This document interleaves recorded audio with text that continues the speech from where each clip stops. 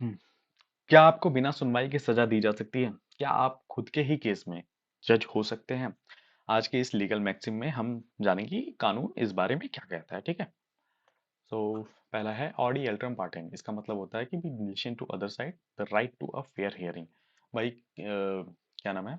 हाँ, आपने कितना भी गुनाह क्यों नहीं किया हो, आपका गुनाह कितना भी सिद्ध क्यों ना होता हो, कितना भी विटनेस ना हो आपके पास, आप कितना ही विटनेस क्यों ना हो आपके पास, लेकिन आपको एक फेयर हियरिंग का मौका जरूर दिया जाएगा भाई।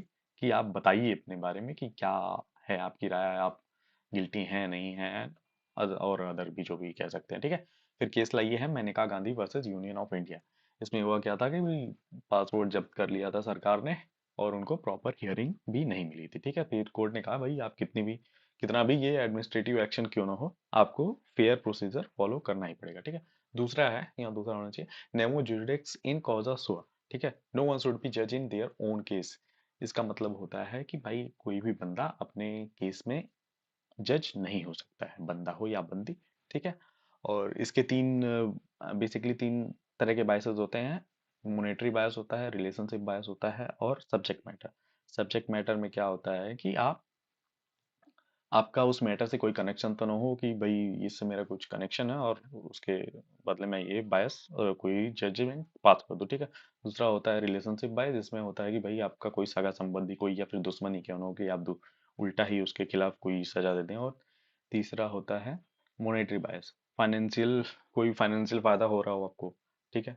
तो ये तीनों बायसेस से रिलेटेड एक एक Cariappa versus union of India, ठीक है? केस लॉयर्स के बारे में है कि एक सिलेक्शन बोर्ड होता है आईएफएस का। सिलेक्शन बोर्ड हायर मतलब अपॉइंट किया गया था। उसमें खुद ही एक बंदा जिसको आईएफएस का एज अ कंडक्ट करना था, खुद के लिए खुद को अपॉइंट करना था, वो बंदा खुद ही वहां बैठा हुआ था कि अ, उस बोर्ड में, ठीक है? तो इवन तो कोर्ट ने कहा भाई इवन अस, आप कितने भी बायस ना हो कि भाई हम सारी चीजें देखेंगे, लेकिन अगर देयर इज अ चांस कि भाई आप हो सकते हो बायस, तो आपको वहां से हट जाना चाहिए। जज जस्टिस नहीं तो justice fails not only when there is bias but even when there is possibility of bias. आगे चलते हैं। तीसरा है रीजन डिसीजन स्पीकिंग ऑर्डर।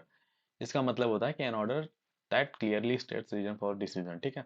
इसका मतलब यही होता है कि भाई आप रीजन प्रॉपर रीजन देंगे। आप अगर किसी तरह का जजमेंट सुना रहे हैं तो आप रीजन देंगे, ठीक है? इसका मतलब ये नहीं है कि भाई आपका मन किया आपने ये सुना दिया, ठीक है? तो उसका तो वो आपका वो पर्सनल बायस हो सकता है कि भाई आपको पसंद आया ये, या फिर आपने रैंडम ही उठा के कुछ भी बोल दिया, ठीक है? तो साइमंस सो स्टेट करना जरूरी है। Simon engineering versus manufacturing company of India versus union of India, ठीक है? इसमें हुआ क्या था, एक साइमन इन्वॉल्व था एक कस्टम एक्सरसाइज मैटर में, तो अथॉरिटी ने एक ऑर्डर पास कर दिया साइमन के खिलाफ। उसमें भी प्रॉपर कोई डिसीजन नहीं दिया, जस्ट कंक्लूड कर दिया। तो प्रिंसिपल यहाँ से निकल के आया कि every order must contain reason. ये मैटर इसलिए करता है कि किसी तरह की मनमानी ना हो कि भाई ये डिसीजन दे दिया और कुछ रीजन भी नहीं है हुआ, ठीक है? फिर हम आगे फिर डिस्कस करते रहेंगे ऐसे ही legal maxims, interesting legal maxim. आपको अगर वीडियो पसंद आया हो तो चैनल को सब्सक्राइब करें। Thank you.